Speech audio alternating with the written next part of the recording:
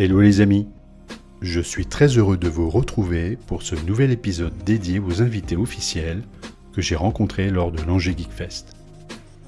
Cette fois-ci, je vous propose de découvrir l'univers du Mimifé, une artiste aux multiples talents.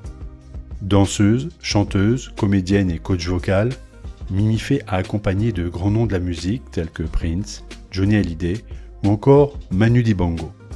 Grâce à ses compétences artistiques et à son travail acharné, elle a également contribué à des projets emblématiques de Disney, prêtant sa voix à plusieurs personnages tels que Megara ou Calliope, dans Hercule, ou encore en tant que chanteuse dans Le Roi Lion.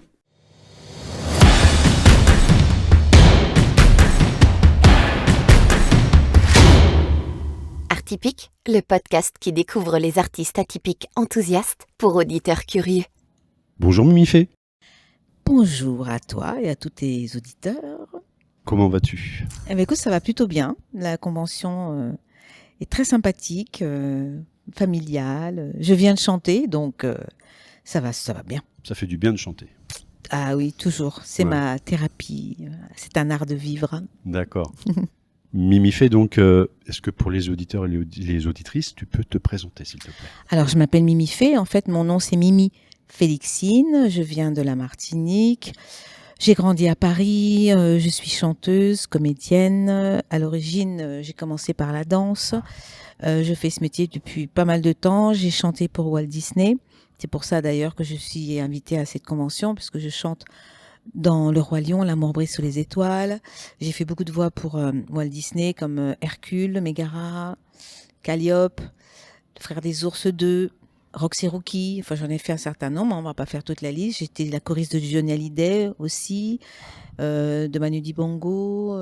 Voilà, donc pour l'instant, je suis plutôt coach vocal, en même temps que mon métier de chanteuse, parce que voilà, l'idée, à un moment donné, c'est de transmettre tout ce qu'on a, notre expérience, et d'aider les gens à cheminer comme on l'a soi-même cheminé.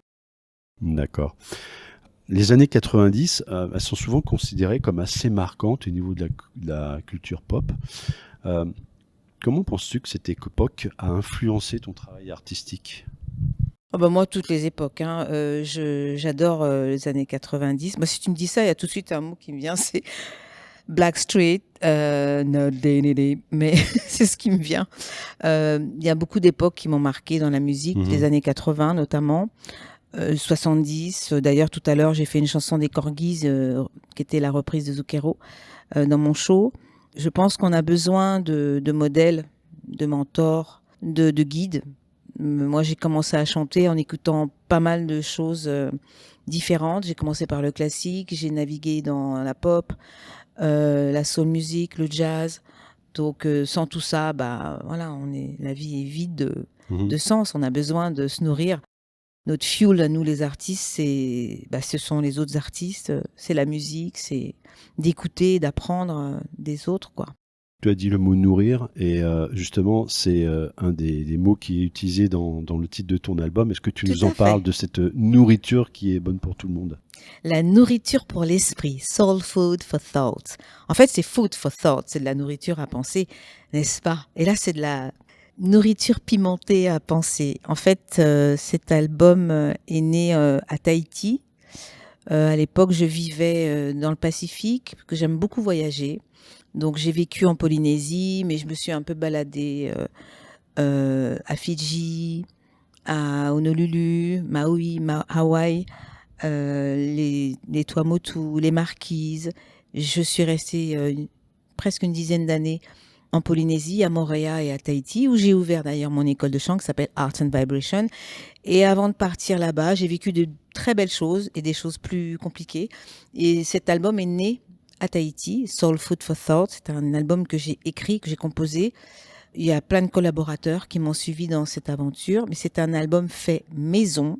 Ça a été enregistré pour la plupart des chansons à la maison, mixé par mon compagnon, qui est DJ et chanteur, qui s'appelle Hugues Fleriag. Et on a continué cette aventure, en fait, jusqu'à Paris, en passant par les États-Unis. Et ça a donné cette production indépendante. Soul Food for Thought, c'est le titre de cet album. Je vous invite à l'écouter, à aller sur les réseaux, sur les plateformes. Exactement. Vous pouvez même l'acheter sur mon site mimifemusic, Oui. ic.com. Ouais, c'est ça. Voilà. Comment il a mûri cet album à partir de quand tu y as pensé et tu t'es dit il faut absolument que je fasse quelque chose pour que cet album sorte et qu'il représente. Est-ce que ça représente une partie de toi au final? Ouais. Et qu'est-ce qui importe le plus par rapport à ce chemin que tu as effectué pour en arriver à l'idée jusqu'au produit fini, quoi. Mais c'est intéressant que tu me dises ça parce que c'est exactement ça. En fait, ça a été un cap.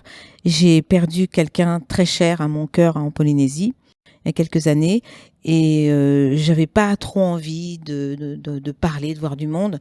Je me suis un petit peu mise dans ma bulle de création. J'ai décidé d'écrire des choses qui n'étaient pas dans un but premier commercial. J'avais juste besoin de libérer des choses qui étaient dans mon cœur et qui avaient besoin de s'exprimer et pas forcément sur l'événement, sur le traumatisme que je venais de vivre par la perte de cette personne. C'est juste que j'étais dans un besoin de créativité. C'est-à-dire, c'est comme si ça avait éveillé un élan vital en moi, cette conscience que je suis là et que j'ai de la chance d'être là et qu'il faut absolument faire quelque chose.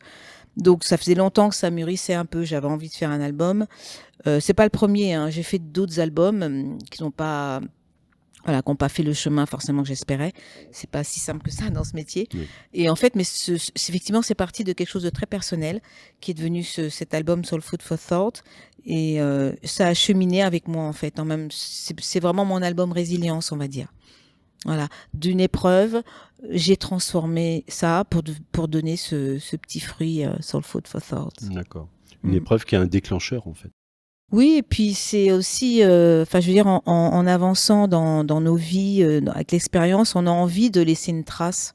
Je crois que quand j'étais beaucoup plus jeune, je pensais pas forcément à faire un album ou à donner des cours de chant, mais je pense que le cheminement un peu naturel, à un moment donné, c'est qu'on a envie d'offrir aux autres quelque chose. Et puis on a peut-être plus de choses à raconter aussi. On commence à vivre des choses peut-être difficiles parce qu'on est prêt, on est peut-être spirituellement ou émotionnellement plus forgé par la vie. Du coup, on peut combattre des expériences. Parce que moi, je pense vraiment que quand il nous arrive des choses difficiles, c'est qu'on est prêt à transcender, à transformer. Voilà. Donc, je pense que cet album, Mon chemin de vie, voilà, il y avait une logique un peu naturelle d'aller vers l'autre encore plus. En tant que comédienne voix off pour de Walt Disney, tu as prêté donc ta voix à de nombreux personnages.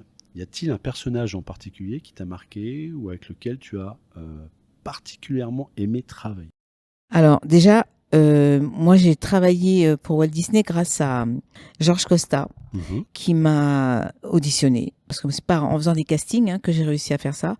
Donc déjà, travailler avec Georges Costa, c'est une sacrée expérience en tant que chanteuse, parce que c'est quelqu'un de très exigeant, de très gentil, de très professionnel, tout comme son frère Michel. Et je les adore tous les deux parce que grâce à eux, j'ai beaucoup travaillé dans ce métier. Grâce à eux, j'ai pu franchir la porte de dubbing pour chanter dans les Walt Disney.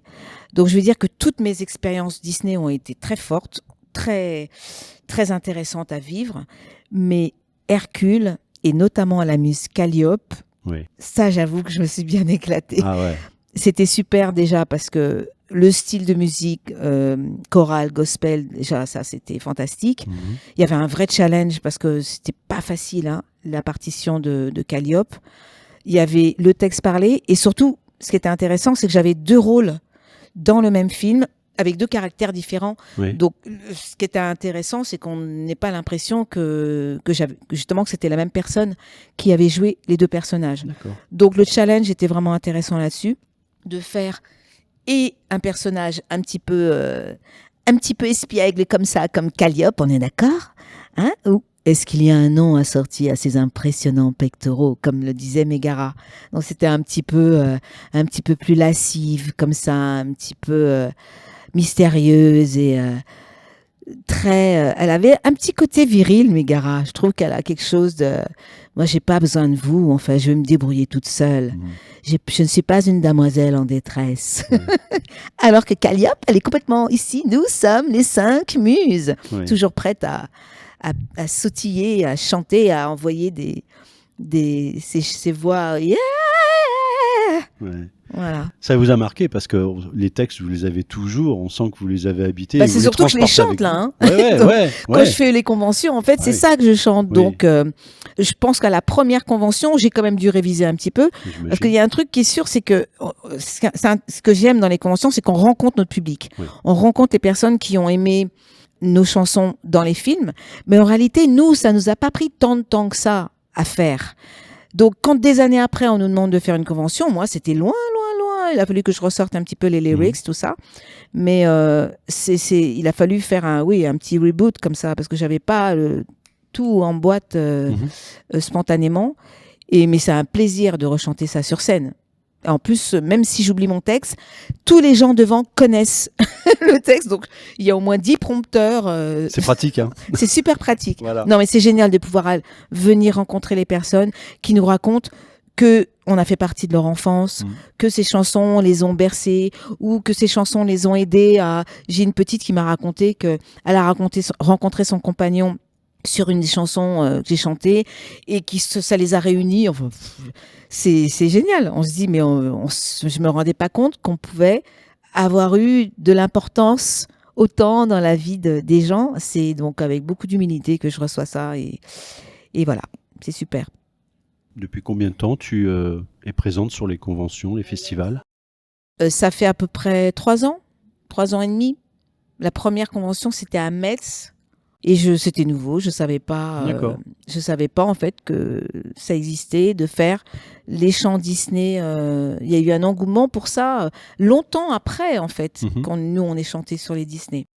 Est-ce que l'après-Covid, ça a eu du sens dans le développement du festival et l'attente d'avoir des artistes comme toi pour évoquer toutes ces périodes où on a été baigné de dessins animés, d'animes, de films L'après-Covid, je pense que les gens, ils ont eu tellement envie nous, les artistes, on avait ce besoin de revivre sur scène, de revibrer avec les gens. Les gens, ils en redemandaient aussi.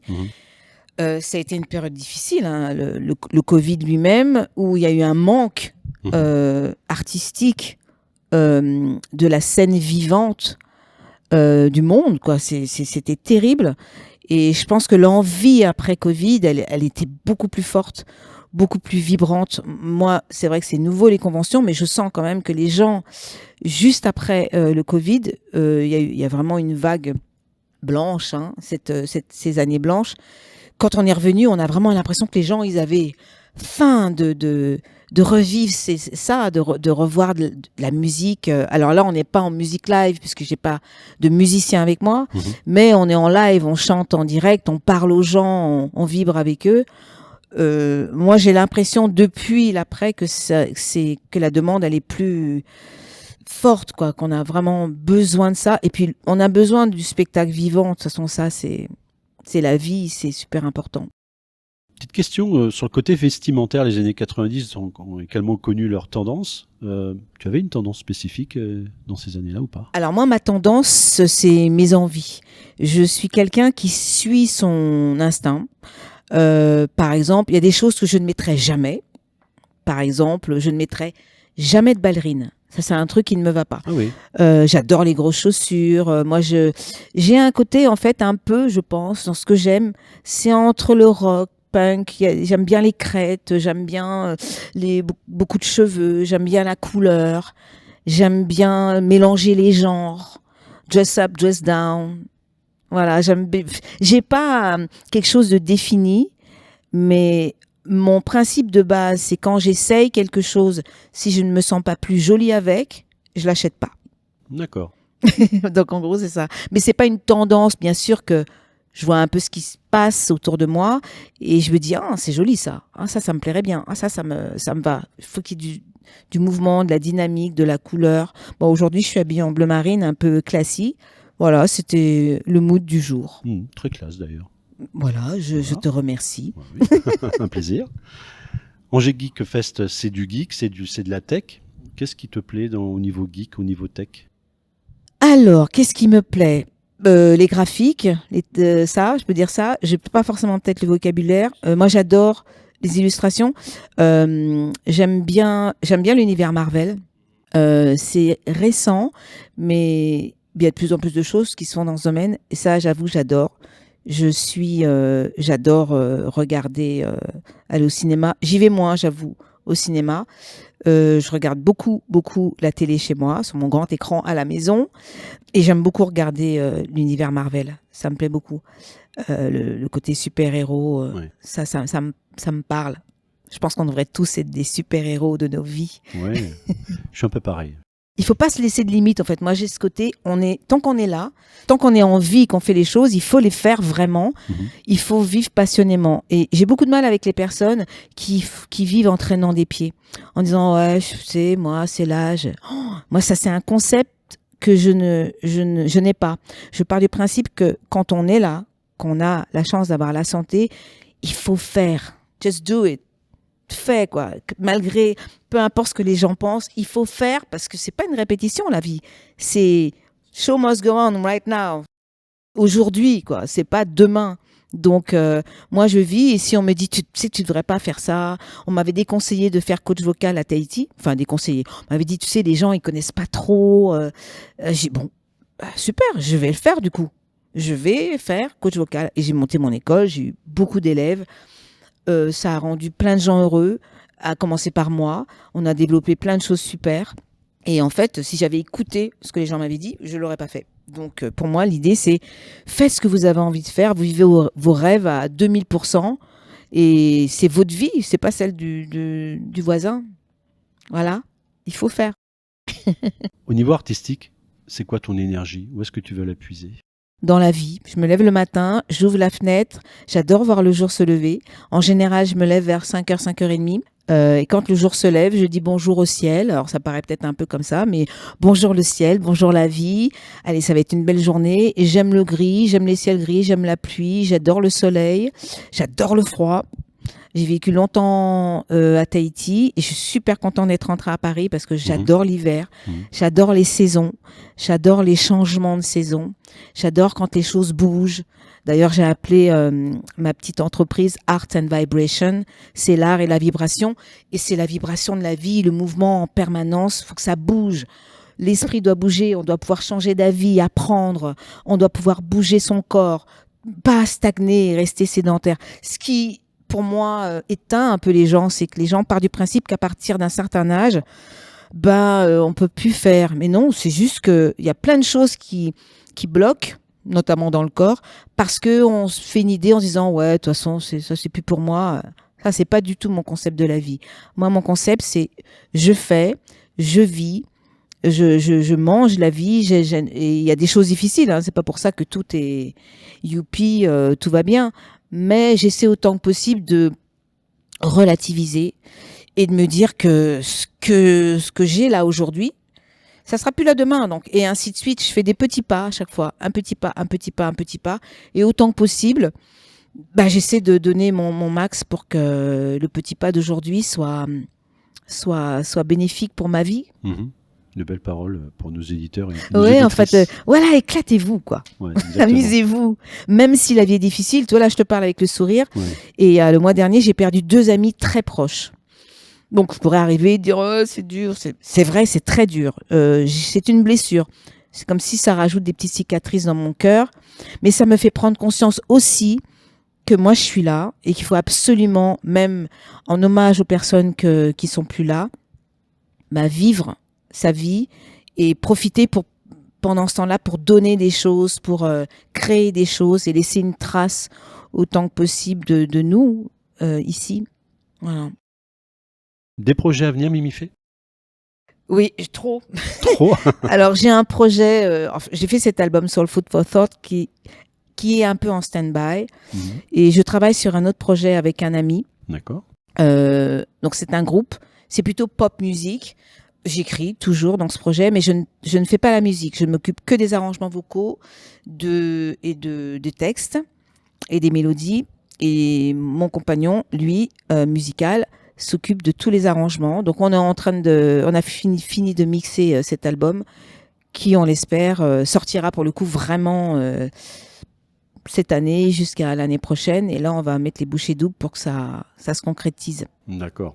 Hâte d'écouter cet album alors. Voilà. Et j'ai des projets aussi, conventions, spectacles, Donc ça, j'en dis pas trop parce que c'est pas mon projet, mais voilà, j'ai été contactée pour faire partie d'un projet collégial avec d'autres artistes Disney où on va se produire dans les conventions sur un spectacle très ordonné, très calibré déjà pour voilà, pour la scène, pour les conventions et peut-être plus. Une petite D'accord, tournée peut-être. parfait. Voilà. Merci beaucoup Mimifé Merci beaucoup. d'avoir participé à ce petit moment vraiment où j'ai pris beaucoup de plaisir à pouvoir t'écouter. J'espère que les auditeurs et les auditrices aussi. Merci à tous, je vous embrasse et puis Puis plein de belles choses pour artistiques pour l'avenir. merci. Enjoy life. Voilà. Au revoir.